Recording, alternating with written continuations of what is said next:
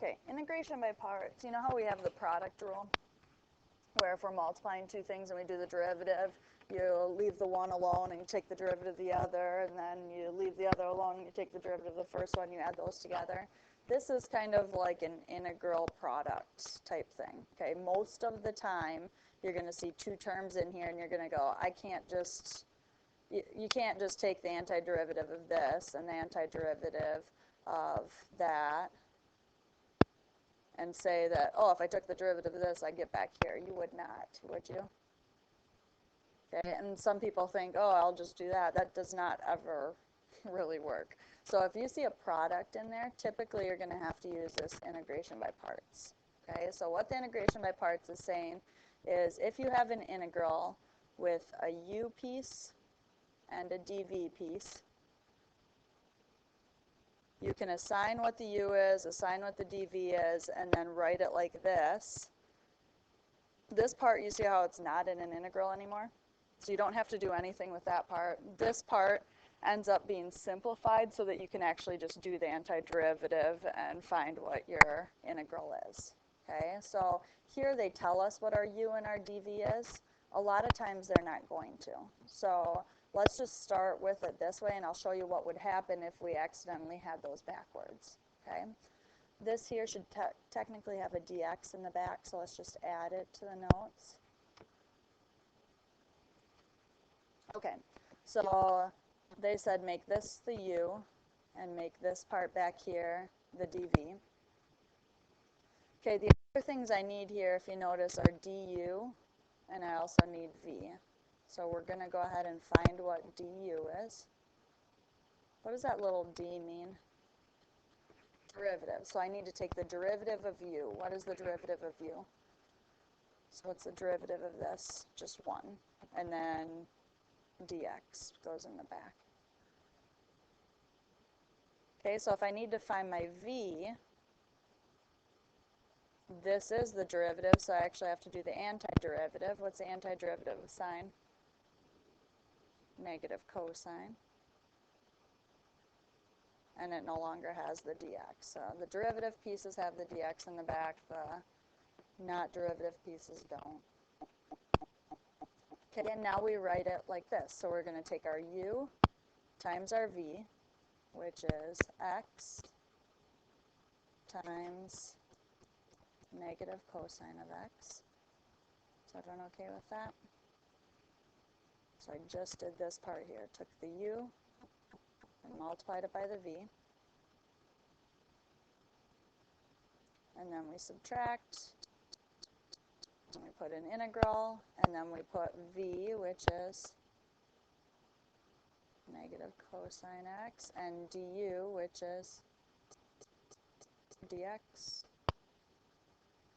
Is everyone okay with what I've written so far? Any questions on that? Okay, so this out here I don't have to do anything with. Okay, it's just negative x cosine of x. I'll just pull the negative out front, but we don't have to mess with it. It's already out of the integral.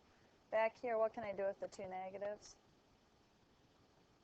Yeah, you can just make them positive, right? So we don't have to worry about that. What is the integral or antiderivative of cosine?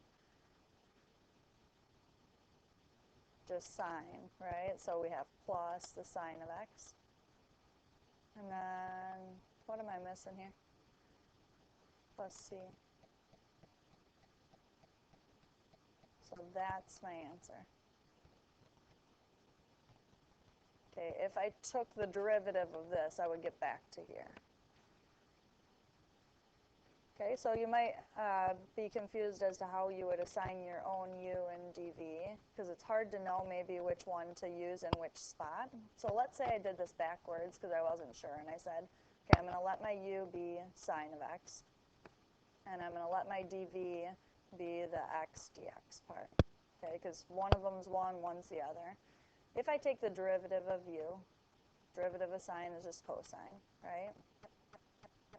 So that's not really changing in the aspect of getting simpler or more complex. But over here, if I take the antiderivative of x, what's that going to turn into? 1/2 x squared. if the power is getting bigger, it's getting more complex, okay? So if I was to do my integral here of v du, isn't that getting more complex than my original integral? Okay, that's a bad sign. So you probably want to go back and switch your u and your dv around. Okay, so do you see how this one got simpler? The x turned into 1, so it kind of like went away.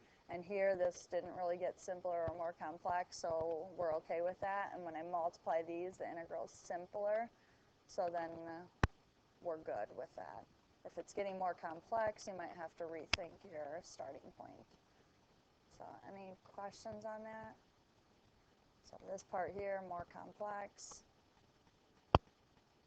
So probably start over at that point. From this, so if I do u times v, I have a half x squared sine of x. You okay with that? Minus the integral of v du.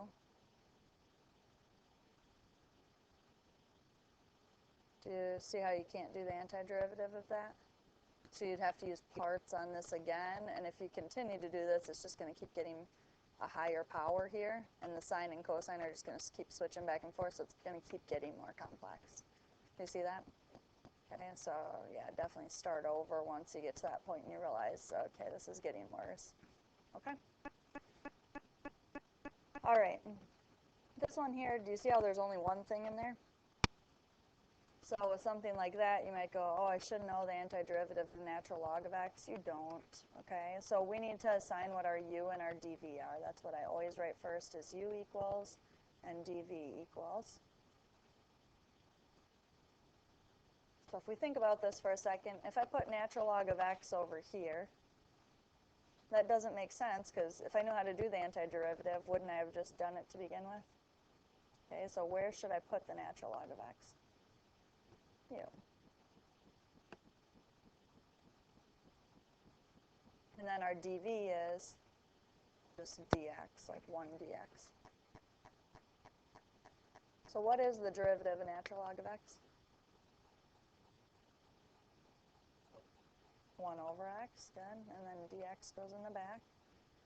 And the antiderivative on this side is what? X.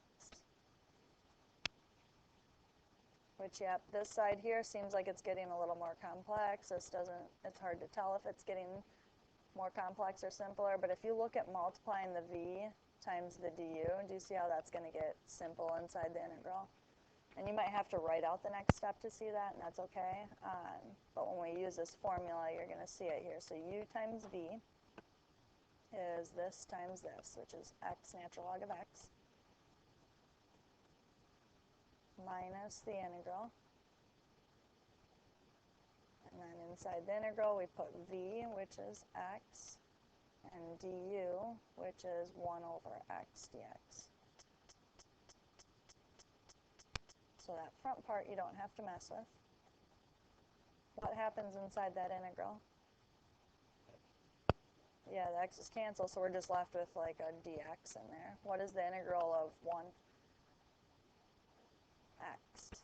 So this turns into x, natural log of x, minus the antiderivative of 1 would just be x. Okay, I think if you took the derivative of that, you'd just get 1, and then plus c in the back.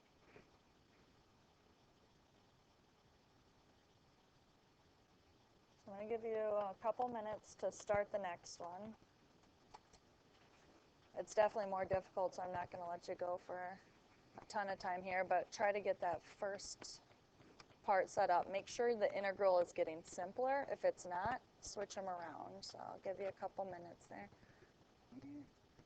Okay, so if we're trying to get these to become simpler, the first two things, I'll scroll up here for a second, we want to assign our u and our dv. So u equals dv equals, always write that first.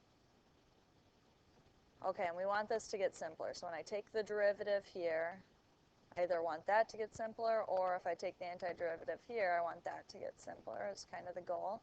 So where would I put x squared to make it turn more simple? u. So if I make u my x squared, what's going to happen if I take the derivative? 2x dx.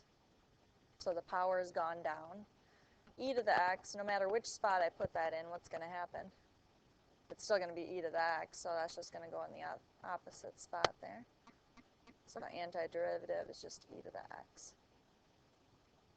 So any questions on that step? So then we take our u times our v, so x squared e to the x minus the integral of v du. So I'm just going to write that in a better order. Any questions so far? Do you see how this is still too complex, though, to take the integral of? So I'm going to do one more step before I do this again, just to make it as simple as possible in there. What can I pull out of the integral? If there's a constant, can't you just pull that out front? So I'm just going to pull that constant out, and then I'm going to switch colors here because I think it'll make it a little more clear. So the integral that I still have to take care of is x e to the x dx, right? So this stuff here is kind of set in stone. This stuff here I still need to mess with. So now I'm going to do it again. And it's only on this blue part. So you pretend like that's your original problem. So if that's my original problem, what am I going to make my u? X. And my dv is going to be the e to the x dx. Good. So derivative of u here is dx. And v is going to turn into just e to the x. Now that doesn't mean that this part out here goes away. We just still have it. And then I'm just going to put a big parenthesis. And now I'm just doing the blue part. So I do u times v minus the integral of v du. And now should I be able to finish it?